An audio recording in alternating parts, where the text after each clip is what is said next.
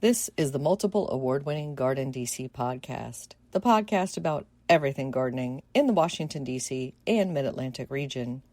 I'm your host, Kathy Gents. I'm the editor of Washington Gardener magazine. Our content is aimed at gardening enthusiasts, people who grow everything, from edibles to ornamentals, natives to exotics. If it grows in our area, that's what we talk about.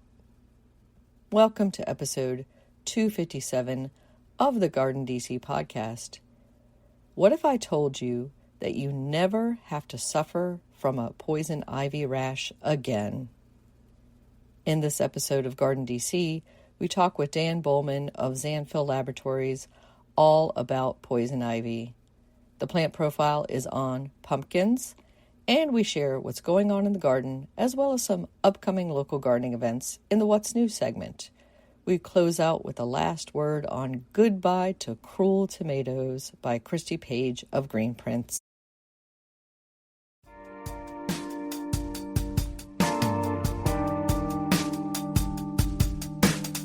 This episode, we're joined by Dan Boelman. He is with Zanfel Laboratories. Welcome, Dan. Thanks for having me, Kathy. So, Dan, we know each other for several years through the Mid-Atlantic Nursery Trade Show, MANTS. I always run into you at Zanfel's booth there, and I always talk to you about poison ivy, and that's what we'll talk about on this episode. But before we go into that, Dan, we want to talk about you and your background, and were you born with a green thumb and chlorophyll in your veins? 1,000%. I was born in northwest Iowa, in the part of our state that has the most fertile glacial soil. So not only myself, but everybody in my family is a big time gardener. That's one of the things I remember enjoying the most growing up, when I'd come home from summer camp or come home from a weekend away at a friend's house. The first thing I would do is run to the garden to see how much things had grown. And that kind of morphed into this addiction that I have, or mental illness with growing giant pumpkins, which I started in 1994 while I was still in high school. And as I became more over the top into that world, I've gotten first place at the giant pumpkin weigh-off that's associated with the Iowa State Fair. I've gotten third twice, and I've gotten top 10 finishes at other giant pumpkin weigh-offs. My largest was about 1,100 pounds, which is kind of a pipsqueak when you think about the world record a year or two ago was over 2,700 pounds. But yeah, to this day, my siblings, my folks, everybody has a big garden in their a big vegetable garden in their backyard. And I really enjoy it. So I know that you are an RN. How did you get into being a nurse, and how did that transition to joining Zanfel? Well, I'd always wanted a career in healthcare, and I had a friend going to nursing school here in Des Moines, visited her program and liked it. And I worked in the hospital for 10 years in emergency room, mostly in cardiac care. But after 10 years of working in the hospital, I was getting to be kind of burned out. And one fateful day back in 2006, I opened up our Des Moines Register newspaper to the ads, back when we still read the newspaper. And back in that day, there was 4 pages of ads for jobs for registered nurses. And I felt drawn to this one ad where they were looking for somebody who had a nurse who had both ER triage experience and was interested in plants and plant science. And I just about jumped up and down and did cartwheels down the street, because I was like, this sounds like my dream job. And indeed it has been. So I've been here almost 20 years. This is a job where I'm combining healthcare and plant ecology, and yeah, I love it. I work at Zanfel Labs. We're the manufacturer of the Zanfel Poison Ivy wash product that I'm sure we'll talk a little bit more about. But we travel around the country.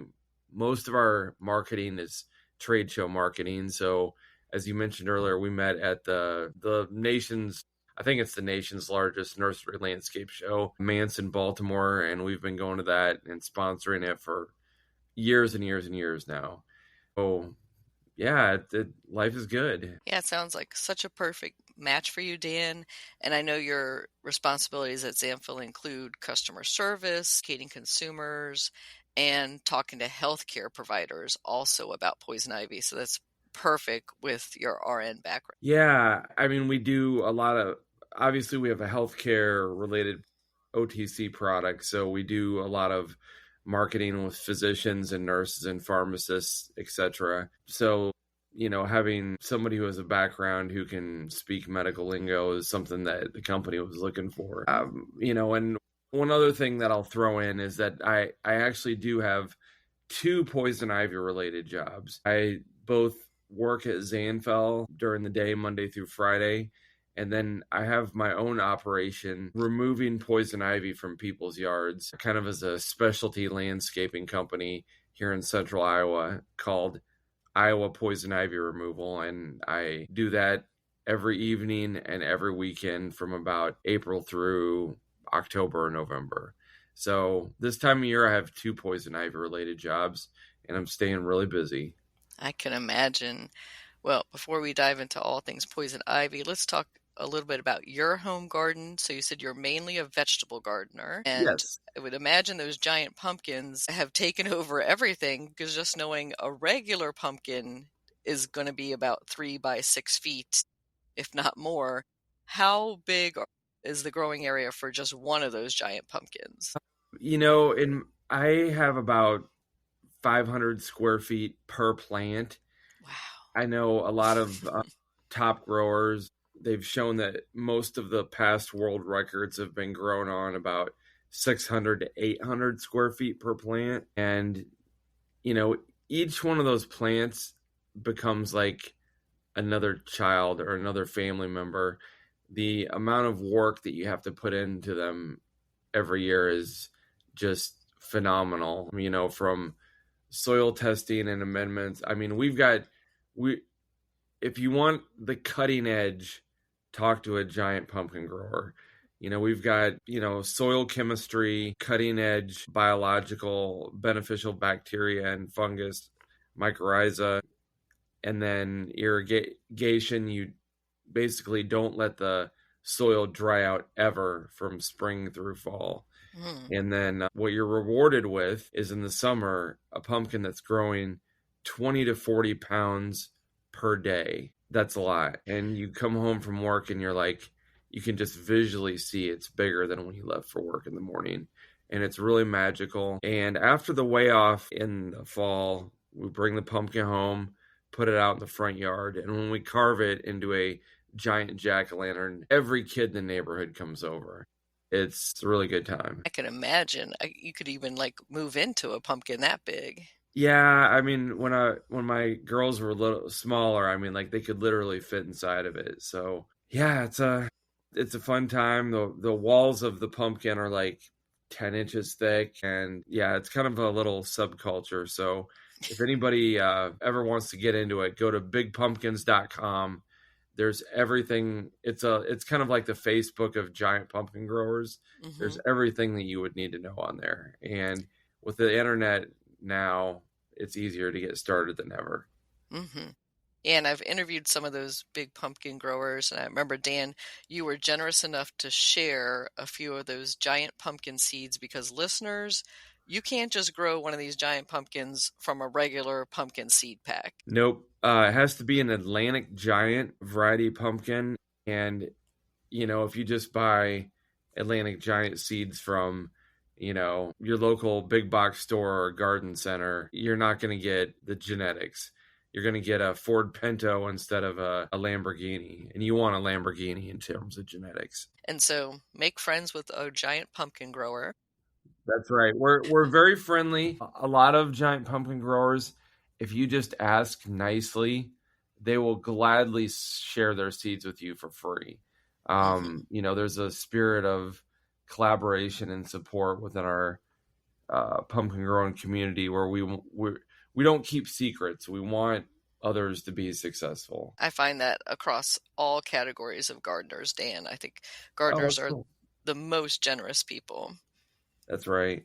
And and the dream is, to someday win one of these big weigh-offs where the first place is $5,000 to $6,000, or go out.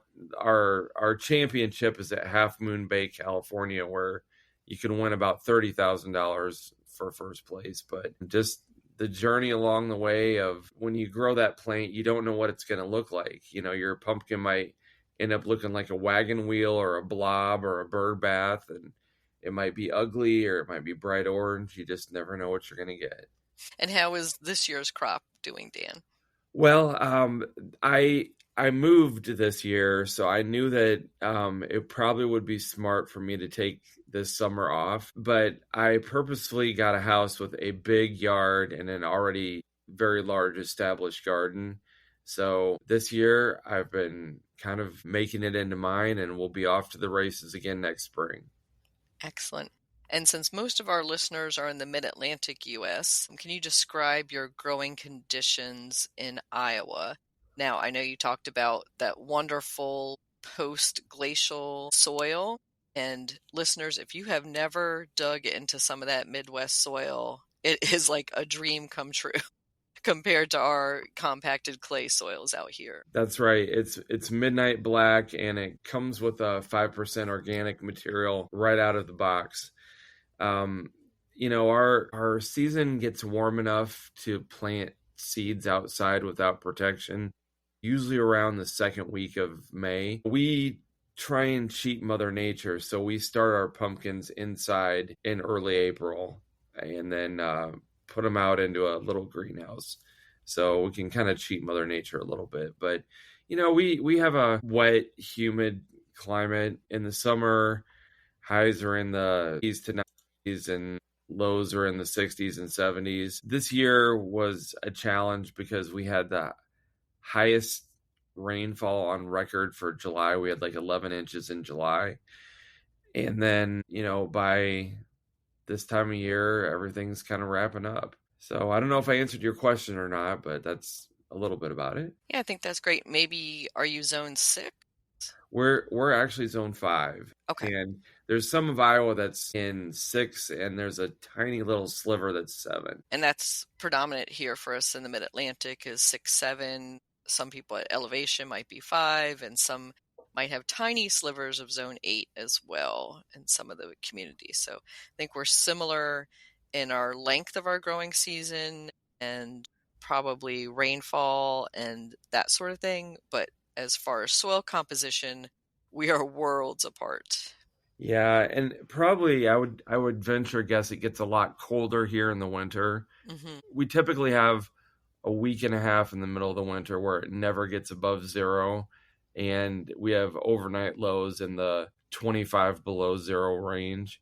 Those days are not fun. No, I was going to say, we definitely don't have that in the DC area, knock on wood. So let's dive into all things poison ivy. And okay. I want to keep it on the positive side, Dan.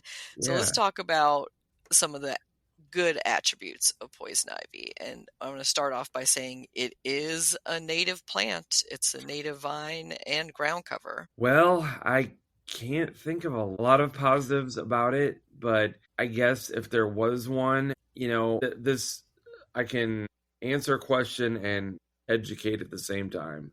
If there probably was one, this time of year, the poison ivy seeds, which are inside of a little dried out drupe, are full of oil and fat content, and the birds know that. Mm-hmm. So as the birds are migrating south this time of year, what you'll notice is poison ivy will turn colors, and it'll be the first plant in the fall to turn colors. And those bright red and bright yellow poison ivy leaves, while everything else is still green, is a beacon for birds to come down and gobble up all these poison ivy seeds. So I guess you could say it's a food source for warblers and finches and other seed-eating birds. But wherever those birds do a dropping, there will be a new poison ivy plant that will grow next spring. And that's how you may not have poison ivy growing in your yard this year, but you might next year because of the birds spreading the seeds. Yeah, so I'd say native food source for birds and other small animals would be your top benefit of poison ivy. When it occurs, say in a natural area, at parklands or whatever, they will try to keep it unless it's next to a path or, where humans are going to interact with it, because it is such a nutritious food source with lots of vitamins and minerals for those animals. It also does act as erosion control and stabilizing soil, like on a hillside. So again, if you're not going to access that hillside, you could leave it there. And it has been used in folk medicine. Now, I'm not recommending this. I'm guessing Dan's not going to recommend it, but it has been used for arthritis and other conditions. Yes, don't ingest poison ivy. And I'm going to change my number one benefit. I probably would say the erosion control would be number one. So if you have poison ivy in your yard, don't feel like you have to leave it there for the benefit of the birds. There's enough poison ivy out in the woods for them to have plenty of food. It's a plant that, in my opinion, doesn't belong in human landscapes because of the health risks. So let's talk about some of those health risks. So most people who come in contact with poison ivy will develop a rash. I think it's like 80% of adults.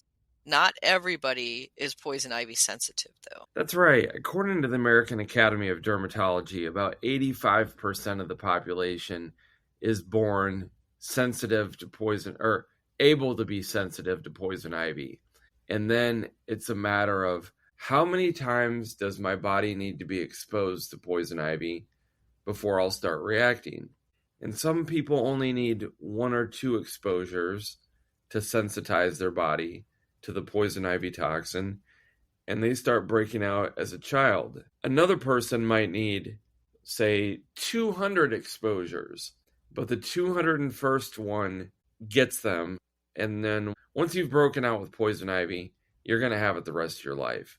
But that person who needs 200 exposures, they might be breaking out for the first time at age 58. So just because you haven't ever had poison ivy so far in your life doesn't mean you're never going to get it. There are then about 15% of the population that is born totally immune and will never get it, will never break out to it no matter what. But the odds are you're probably in the majority. Yeah, and I am not poison ivy reactive at this second. But like Dan said, I'm not taking chances, right? So I could be that 15% who doesn't react ever, but I think I probably am not. Whenever I'm going to be around poison ivy, I'm going to suit up and take precautions. Amen to that. And, I'll tell you, I did a study here. Well, kind of a study.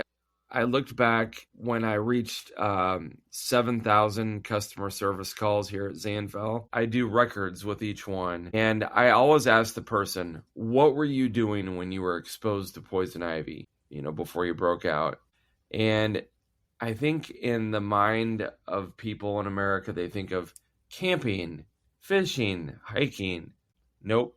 92% of people who called me said they were either doing gardening or yard work when they're exposed. So they're getting exposed in their own yard. And yeah, that it's better to take a few precautionary measures and be safe and not have to deal with 3 weeks of itchy misery.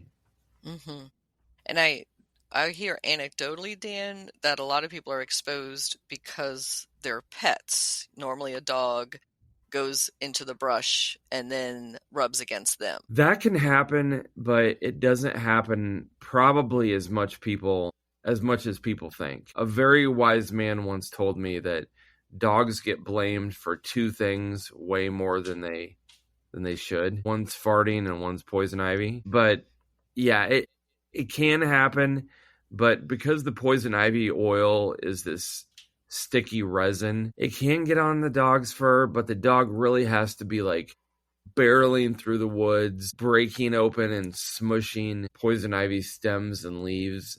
So if you have like a high energy lab, yeah, I'd be concerned about that. But if you had, a low energy little dog, maybe not so much. Mm-hmm. Yeah, like a dog literally rolling around in it and then coming to you right after. Yeah, that would be bad. So I was just looking, Dan, at the Latin name for poison ivy, Toxicodendron radicans. I mean, toxic is right there in the Latin, and that's pretty evident. Let's talk about ID. So a lot of people know the adage, leaves of 3, let them be. But there's a lot of other plants that also have sets of 3 leaves. Sure. And there's a couple tricks that I use to teach people to set poison ivy apart from those other plants. So, number one, poison ivy never has thorns. So then that contrasts poison ivy to, wild raspberry, blackberry, etc. And then if you can imagine a poison ivy compound leaf with 3 distinct leaflets, there's 2 side leaflets and 1 distal or end leaflet. For poison ivy, the petiole or the leaflet stem of the leaflet on the end is always at least twice as long as the stem of the 2 side leaflets. So that's one thing. Number 2, in the summer and fall, poison ivy leaves will almost always have a bunch of black spots on them, where throughout the season, the leaf has become injured by the wind or bug chewing on it or getting trampled, and the toxic sap oozes out, it hits the atmosphere and turns black. So just last week, I was down in northern New Mexico at the Philmont Scout Ranch, and we were hiking along creeks and rivers, and wherever there was surface water, there was poison ivy, and that was probably the easiest way for me to teach people, because right along a hiking trail, it had been beat up pretty bad, and that was a good identifying factor. The last thing is that there's, in addition to leaves of 3, let it be, another one of those old monikers that I like is berries white, run and fright. So poison ivy, again, this time of year, the female plants will have a bunch of white or ivory colored berries or drupes. And then when we talk about poison sumac, poison sumac is the only sumac that has white berries. Almost all of the other sumacs have a reddish or brownish fruiting structure. So look for those white berries. And then if we're talking about eastern poison ivy that climbs up a tree as a climbing vine, that vine will have aerial rootlets on it that it uses to stick to the tree. And the diameter of those rootlets are about the same as the hair that's on our head. Tiny, tiny, tiny. So those are some identifying features. And when you see the stem itself, it's got, I would say, it's almost bristly, right? So it's covered in these fine hairs, even more so than English ivy. So people will see that along English ivy, or maybe when it's got the leaves or defoliated, it's very much more evident on the poison ivy. Yeah, and poison ivy, again, because of bird seed dispersal, will commonly be mixed in or interwoven with English ivy or Virginia creeper, and that makes it really hard to remove. Mm-hmm. And I think, especially here in the Mid-Atlantic, a lot of people are mistaking our Virginia creeper, which is not poisonous at all, and a very beneficial native vine, for poison ivy. And they both have that beautiful reddish sunset colors in the fall. But as you said, Dan, poison ivy colors up first. That's your first thing you're going to see. Yeah, and Virginia creeper is a quick second. Similarly, in the spring, when the poison ivy leaves come out initially in the spring, they have a bright red waxy appearance. And then as the month of May goes on, they turn normal green. And there's a handful of other plants that do the same thing. Virginia creeper is one of them. A lot of maple trees and some other woody vines do the same thing. But yeah, again, another one of those campy monikers. Leaves of 3, let it be. Leaves of 5, which is Virginia creeper, just let it thrive. Hey, I like that. That's a good one.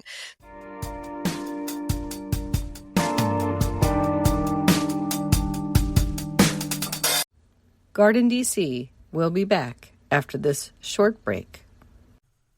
Get low-maintenance alternatives to lawns with Ground Cover Revolution by Kathy Jentz. Reducing the lawn is among the biggest trends in homeownership, with an endless stream of homeowners looking for an eco-friendly alternative to a traditional turfgrass lawn. In the last few years alone, over 23 million Americans converted part of their lawn to a natural landscape, and now they're looking to do even more. The biggest challenge to adopting this new ideal of the perfect lawn? Knowing how and when to replace your turf and which plants are the best ones for the job.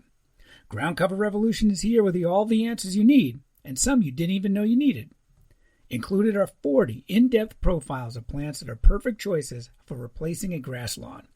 There are options for sun, for shade, for dry and wet sites, and for various climates around the globe. There are choices that bloom, options that are evergreen, and selections that are deer-resistant. Kathy Jentz has also included an incredibly useful chart that gives you all the specifics on each of the 40 choices for quick reference and to make your ground cover selection process even easier. Whether you want to replace the entire lawn or just reduce the amount of land dedicated to turf, Ground Cover Revolution will help you usher in a new and improved idea of what a beautiful lawn should be. Ground Cover Revolution is available now wherever you buy books, including Amazon.com and Bookshop.org.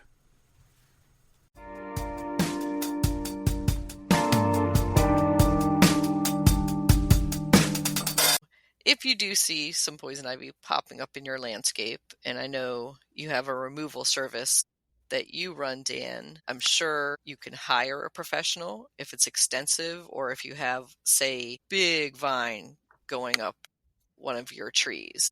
I'm talking like 5-inch diameter. I've seen some huge vines out there. I would let a professional take care of that. But if it's just onesie-twosies popping up because of bird droppings, how do you recommend the homeowner remove those? Well, what you could do is go to your local hardware or big box store and get some disposable gloves.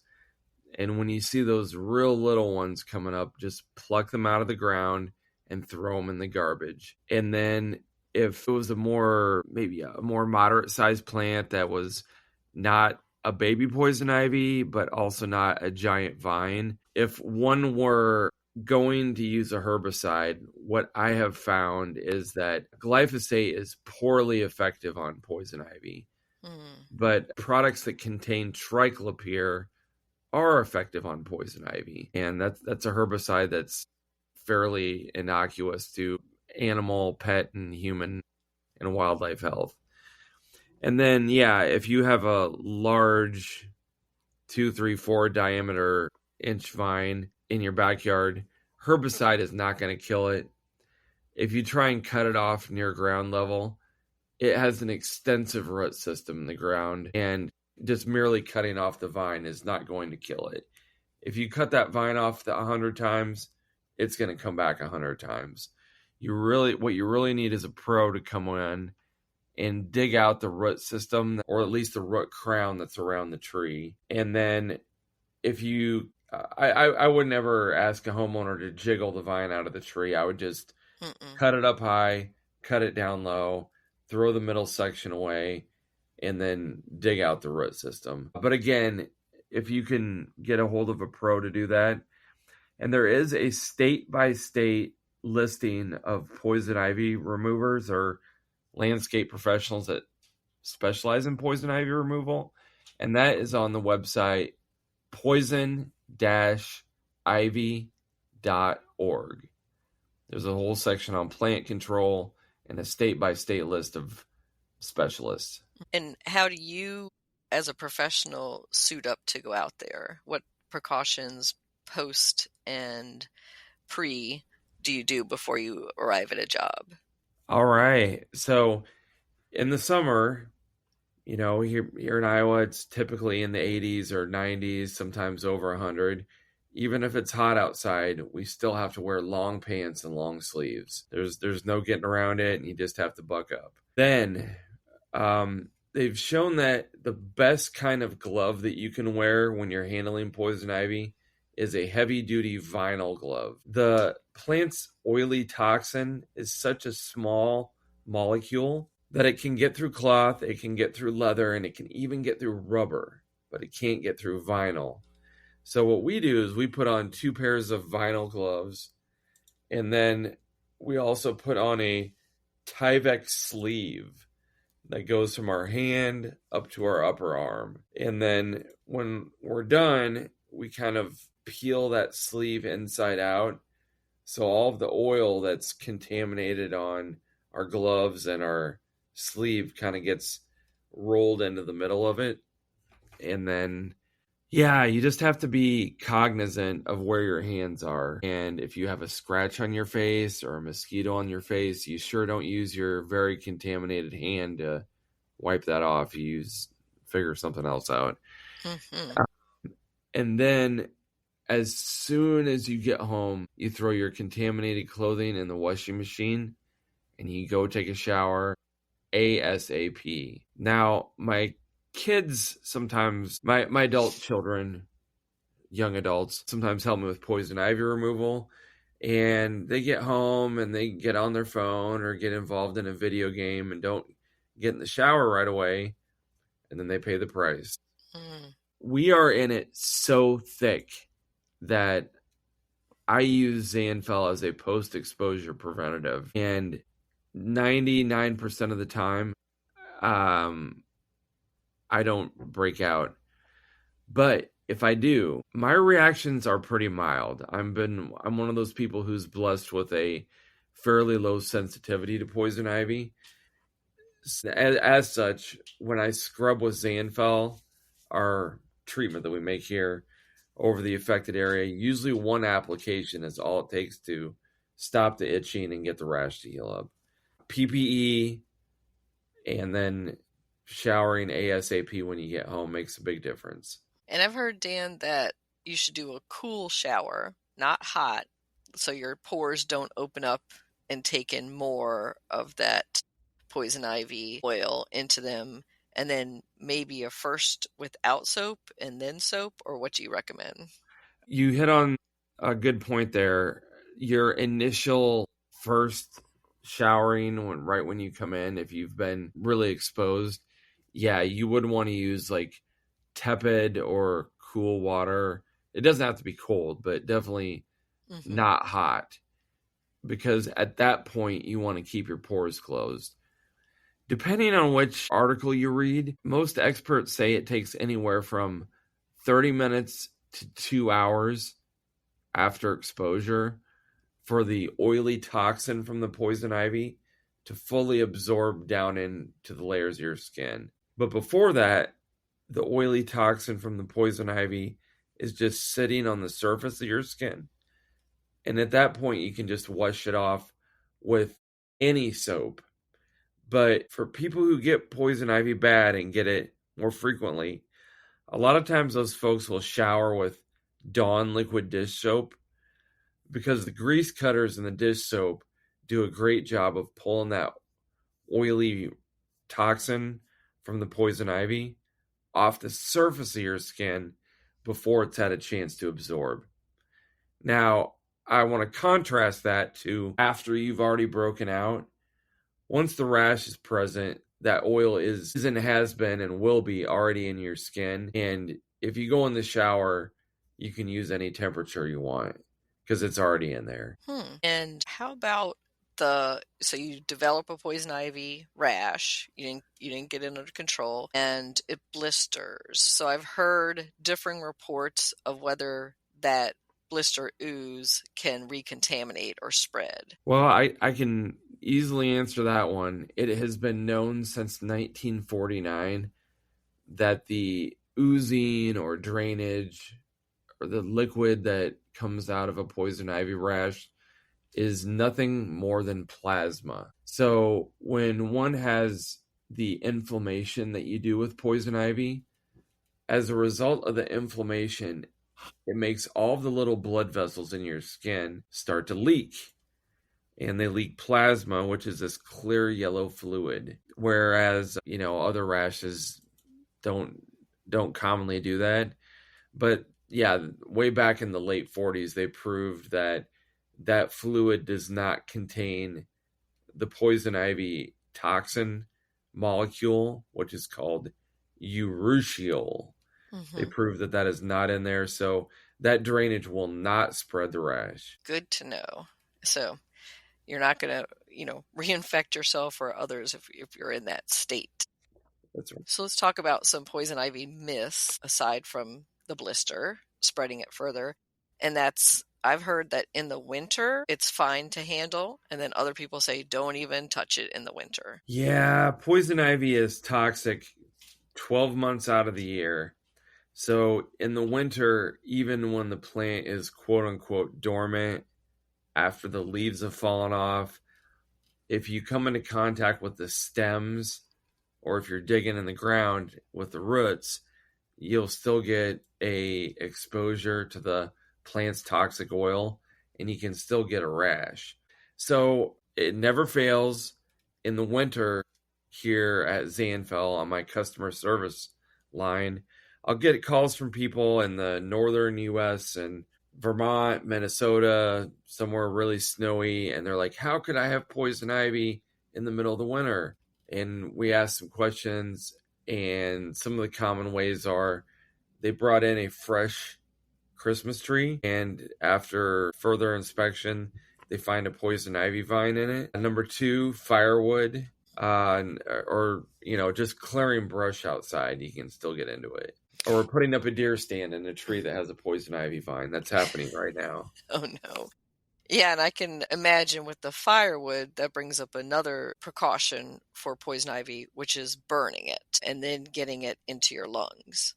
Yes, that is the worst case scenario. There have been documented cases in the Journal of the American Medical Association of people dying from inhaling the smoke of burning poison ivy.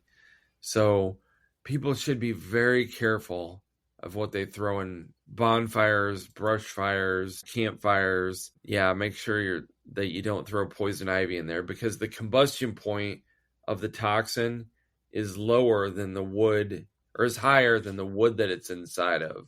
So wherever the poison ivy smoke contacts your skin, you'll break out bad, and God forbid you inhale it, you can have a respiratory distress syndrome and not make it. So be sure to keep that out of fires.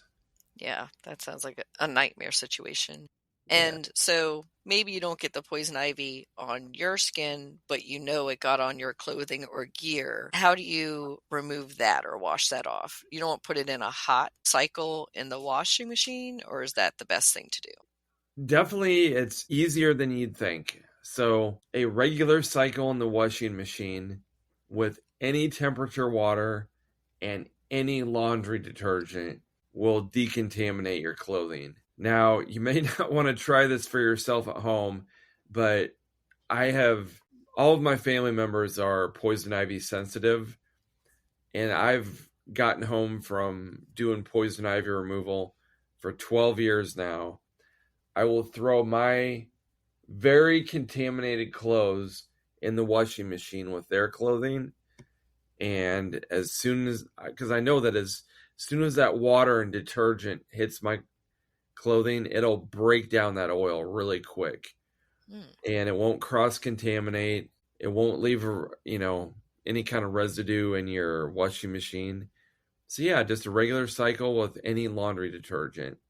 And then items that you cannot put in a washing machine, like a weed eater, a mower, garden tools, heavy-duty work boots. If you would take a 5-gallon bucket and put some warm or hot water in there with Dawn liquid dish soap, and then take a rag and wipe down those items, that's how you decontaminate them. Good to know. Yeah, because I've, used a weeding stick or something to pull out some poison ivy and put it directly into the trash at a distance. But then I'm like, well, now I just contaminated that weeding stick. So good to know. And I was Yeah. thinking, just wiping it with rubbing alcohol or something. That would be another method. Solvents like rubbing alcohol or distilled mineral spirits will disperse an oil off of a surface. Whereas, soap and water, the soap pulls the poison ivy oil into water where it's degraded. But yeah, whether you use solvent or a strong soap, make sure you do one of the two things so that you don't get a case of poison ivy from picking up a contaminated garden tool. And another myth I was looking at was rubbing weeds to prevent. So you go out into the garden and you're like, I might get exposed to poison ivy, so I'm going to take some jewelweed, is one I hear a lot. So that's Impatiens by Flora. That's like a little orange flowering plant that's usually by stream valleys is where we find it in our region. And that can help the eruption. I think this is an example of why education is so important on the topic of poison ivy. There's so much misinformation and myths and old wives' tales and people swearing that this plant or that plant helps out.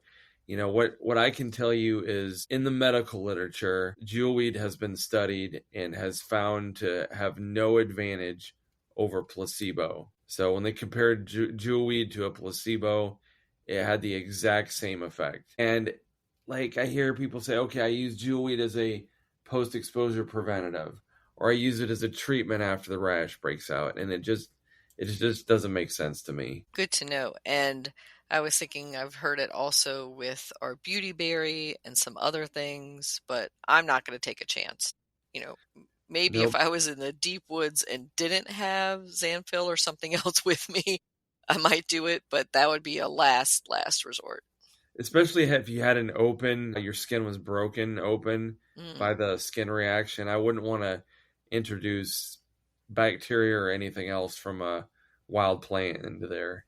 So I'll throw out a few other crazy myths that I've heard. One is that chewing poison ivy leaves will boost your immunity to them. Well, so it's kind of like the right idea, but going about it the wrong way. It is true that if you are allergic, in some cases, that if you're allergic to a substance or an antigen, and then you're exposed to a teeny tiny amount of that antigen a number of times, it tricks your body into thinking, hey, this substance or this antigen, in this case, poison ivy, this is just something normal that we've gotten used to, and we're not going to have a reaction anymore. And you'll hear people say, oh, that's what the Native Americans did for years. Well, here's the problem. You might get a poison ivy leaf that has a tiny amount of that toxic oil in it, or you might get a poison ivy leaf that's got a lot of that oil in it, or you might even get a little chunk of a leaf that's got a lot of the oil in it, and then it gets absorbed through your gut, or you have, I'm trying to think of the best G-rated way to say this, exit wounds, if you know what I mean. So if you want to desensitize your body using this method, there's two ways you can go about it. Like if you're somebody who gets poison ivy so frequently, number one, you can go to a compounding pharmacy, and with a doctor's order, they will mix you up an oral solution of urushiol, which is the poison ivy toxin, and you drink it.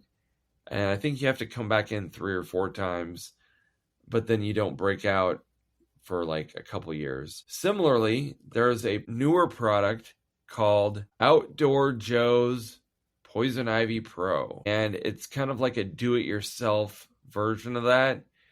It's that liquid, and you put a drop under your tongue like once a month for a year, and it provides you with some degree of immunity. Good to know, but not something I'm going to try, Dan. Yeah. So if you were dead set on the poison ivy leaf method, try one of these other products instead. And speaking of products, let's give a little props to Zanfel. And can you describe for our listeners what Zanfel is? Sure. In order to understand Zanfel, one has to understand how the reaction to poison ivy happens. So when you're exposed to poison ivy plants, and you break the plant open, the liquid or sap of the plant has a toxic oil or resin called urushiol that's absorbed into your skin. It absorbs down into the layers of your skin and stays in the layers of your skin for almost a month. The problem is our bodies think that urushiol oil from the poison ivy is an invader, like a bacteria. So it sends your immune system sends all these white blood cells into your skin to try and I'm using air quotes, kill off this invader. Well, the problem is the poison ivy toxin bonds with your skin cells. So your immune system is literally trying to kill off your own skin. That's where Zanfel comes in. Zanfel is a special soap mixture or surfactant mixture that when you scrub with it over your rash that's already broken out, the product penetrates down into the pores and hair follicles where the ingredients in the product can grab onto the poison ivy oil molecule, the urushiol molecule, and with water, it pulls it back out of your skin. So it's removing the cause of the problem. Whereas when we think about poison ivy treatment, what pops into our head? Calamine lotion, Benadryl, hydrocortisone. All they do is shut off the itching for a little bit and wear off. So Zanfel is the only product that's been shown in clinical studies to be able to remove that oily toxin anytime after the rash breaks out. And after using Zanfel, your itching stops, and within 24 hours, typically about 80% of your rash will be healed up and gone. So it is a real game changer for people who work outside. Yeah, and I would think anybody who spends time outdoors, from sportsmen to the military, I was thinking about that, and then anybody who hikes or bikes or does anything outdoors, fishing, hunting, all that stuff, but especially we gardeners. That's right. Zanfel is the most expensive over-the-counter product. But there in the Washington, D.C. area, you guys have a grocery chain called Harris Teeter and also, I think, Safeway that has the lowest price on our product in the country. So you have a regional grocery chain there that has a real low price on our product. It runs about $30 to $35 for a tube. But when you think about spending 3 weeks up at night, itching and miserable, I'm telling you, it's the best $35 you'll ever spend. The other benefit to using Zanfel is it's the only thing besides prescription steroids that will shorten up the rash. In other words, after you've used Zanfel, instead of having poison ivy for 3 weeks, your rash, instead of lasting 3 weeks, it lasts 2 days. The only other thing that will do that is like prednisone. And for those of you who've been on prednisone or Kenalog or prednisolone before, prescription steroids are effective, but they can have some really nasty side effects. Like you can't sleep, your heart pounds, you gain weight. There's bad effects for your bones and kidneys. And if you can avoid all that and avoid having to pay a copay by just running down and grabbing a tube of Zanfel, I think that's a good thing. Along those same lines, our product has a 10-year shelf life, so it's not something that will expire quickly. And at my house, because me and my kids are exposed to poison ivy so frequently on the job, typically one tube of Zanfel will treat like 2 or 3 episodes of poison ivy. Because with a mild to moderate case, you only have to put it on each area once, and that's it. And I'm glad you talked about the shelf life, Dan, because that was going to be my next question. And I think it's great that this is also topical and not taken internally, and you don't need a prescription. It's just sitting there on the shelf of your local drugstore or grocery store, as you said. It's a product that's easy to get. You just have to follow the directions, and you can... we say our product only has one side effect, and that's a good night of sleep without itching. So how can our listeners contact you to find out more? Okay. Probably the easiest way would be via email. And I have a very easy to remember email address. It's the word itch and then the word free at Zanfel.com. So itch free at Zanfel.com. For anybody who's not on a computer, they're more than welcome to give me a call on the Zanfel 1-800 line, which is 1-800-401-4002. And I'm glad to be a resource to people who have questions on Zanfel and have general questions on poison ivy. I'm so passionate about this topic, and I'm glad to share what I know. Excellent, Dan. Well, thank you so much for sharing about poison ivy and your passion for giant pumpkins. And I do want to note that poison ivy is becoming a bigger issue with climate change. The USDA was doing a study a few years ago that it's starting to increase and come into more areas because of our warming climate. Yeah, they've shown that the higher the CO2 content of the atmosphere is, that woody vines uptake that carbon out of proportion to trees and green plants. And then when they looked at the toxin inside of poison ivy, the more carbon dioxide that they pumped into the atmosphere, the more allergenic it is. So the poison ivy of today is stronger than the poison ivy of the 1980s, and the poison ivy of tomorrow will be more toxic than the poison ivy of today. That's there's no better reason to know your poison ivy facts than that. Thank you, Dan. Thanks for having me, Kathy.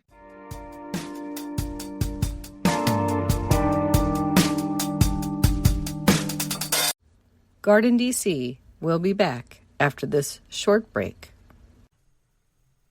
In the book The Urban Garden by Kathy Jentz and Terry Spate, you'll find dozens of inspiring and creative ways to grow flowers, shrubs, vegetables, herbs, and other plants in small spaces and with a limited budget.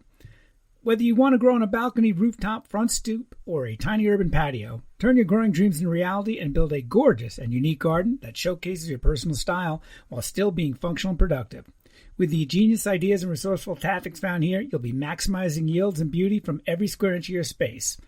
No matter what you grow, the 101 amazing growing ideas found in the urban garden will turn your tiny urban yard into a treasure trove of green you'll be proud to share with family and friends. Buy your copy today at your local retail bookseller or order it online now at Amazon.com or bookshop.org.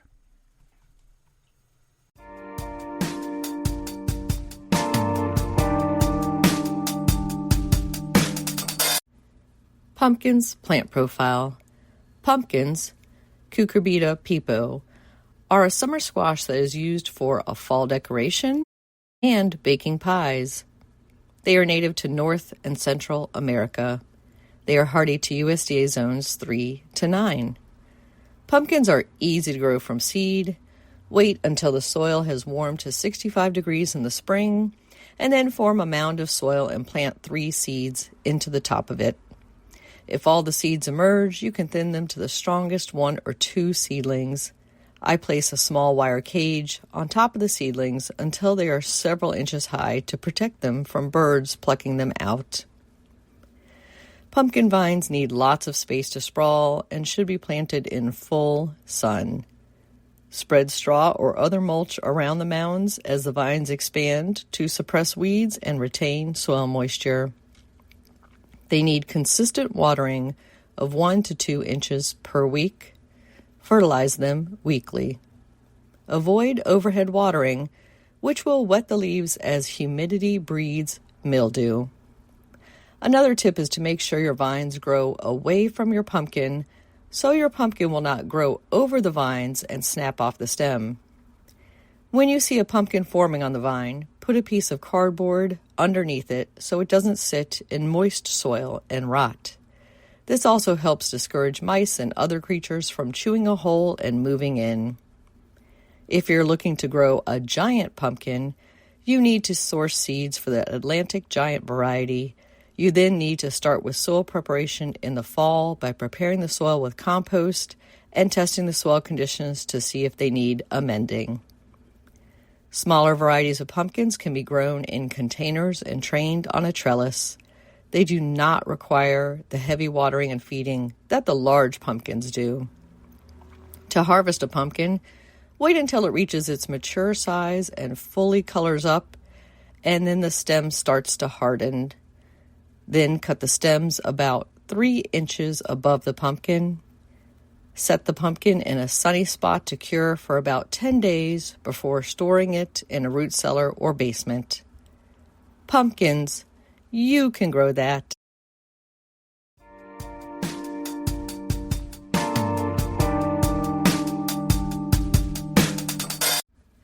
What's new in the garden this week? Well, I'm enjoying the blooms of my fall witch hazel, Hemimelis virginiana, and the autumn daffodils are popping up and also giving me some beautiful yellow in the garden. Over at the community garden plot, we are planting cauliflower, and the cilantro seedlings are up. In tips that we shared on social media this week, we gave a variety of fall preparation advice, including to pull your tomato vines and hang them in a dark garage or basement to let the last of the fruits ripen, then plant a cover crop or top the bed with aged manure to prepare it for the next growing season. In local gardening events is the Talk with Treats, Bees, and Honey on October 1st at 6:30 p.m. That's a Wednesday evening at the Arlington Central Library in Arlington, Virginia. Bees are more than just pollinators.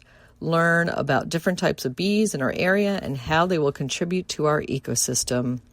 These talks are free. No registration is required. Just come to the Arlington Central Library. For more information and other talks in this series, you can go to arlingtonurbanag.org. Then on October 11th, the Garden Conservancy is hosting a tour of the Donald Pell Garden in Phoenixville, Pennsylvania. There is a $10 fee for non-members, and you can register online for this at gardenconservancy.org.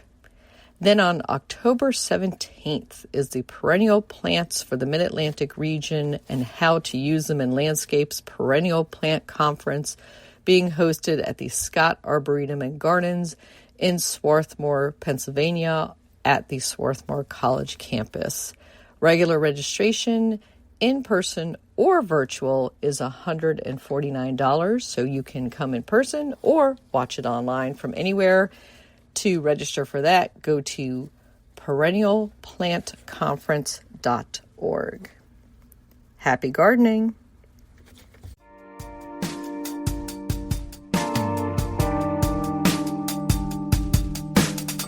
This is Christy Page with the last word on Goodbye Cruel Tomatoes, a story by Pat Stone. This summer, I had a most disgusting experience in my vegetable garden, the kind they don't tell you about in those cheerful books and glossy magazines. It was back in August. August, the month when bushels of harvest fill your counters and freezer. August, when I had to trash our 30 tomato plants. Oh, my tomatoes have gotten blight before. Tomato blight's a tradition in the North Carolina mountains. Each summer, it blackens leaves and stems, starting at ground level and working its way up, doing its best to outpace frost for the honor of destroying our plants. But this year, a summer of all rain and no sun, the blight vaulted up the vines. In only 2 weeks, it turned my entire planting into a wall of leafless black twigs. Then it attacked the tomatoes themselves, turning the fat green fruits into black blotched balls that soon dropped off and metastasized into globs of fetid mush. Those fallen fruits smelled rank, strong enough to drive me out of the garden. So I donned some work gloves, I pulled vines and shoveled rotting pulp. Gagging, I dumped it all in the farthest corner of the property, definitely not on the compost pile. And all the while, I hated gardening. Sure, it has its good moments, but if you have to do stuff like this, no thanks, bub, not for me. My temper then turned on kids, the fruits of ourselves. Boy, children will mess up your life a lot more than tomatoes. Forget having kids, or love. Ooh, plenty of downsides to that. Marriage, other people, total bombers. Work, what a drag. Life, not a chance. Whoa, hold on a minute. I mean, what would my suicide note say? Goodbye, cruel tomatoes? That was it. I started laughing. The whole sequence of renouncements suddenly became comical. I instantly realized how worthwhile all the activities and commitments of life are, and how letting one's temper spread like, well, blight is an overreaction that only makes things worse. Instead, the vegetative disaster area in front of me strengthened my resolve to go on gardening, parenting, loving, in spite of all the foul moments. You know, it's a funny thing about gardening. I don't think gives us new insights, teaches us new lessons. Rather, it keeps reminding us of those basic down-to-earth things that, often as not, we tend to forget. Next year, I'll use black plastic mulch to keep soil from splashing up on the vines. I hear that wards off blight pretty well. I'll give it a try. This has been The Last Word by Christy Page at greenprints.com.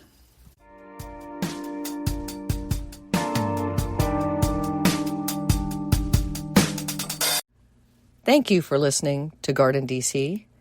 This episode was made by real humans. It was produced and hosted by myself, Kathy Gents, with editing assistance from intern Cavett Ireland. The Let the Sunshine music interludes are by James Mulvaney.